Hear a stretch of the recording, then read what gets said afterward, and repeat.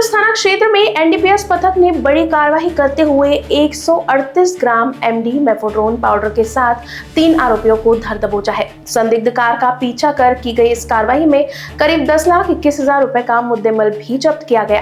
आरोपियों के पास से drugs, mobile phone, electronic वजन कांटे और एक कार बरामद हुई है। एक आरोपी फरार है, जिसकी तलाश फिलहाल जारी है। कोराडी पोलीस स्टेशन हद्दीमध्ये एमपी कडे जाणाऱ्या रस्त्यावरती आम्ही हायवेवर गस्त करत असताना एक संशयित वाहन नागपूरच्या दिशेने थांबलेले असल्याचे आम्हाला आढळून आले।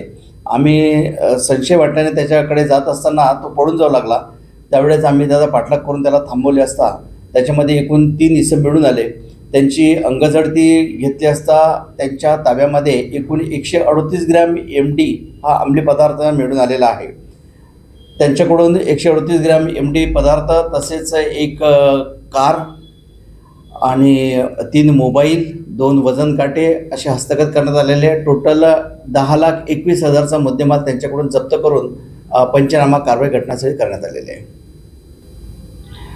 यामध्ये जे आरोपी अटक झालेले आहे त्यांचे नाव आहे एक शेख इम्रान इस्राईल, यशोधरानगर या ठिकाणी राहणार आहे।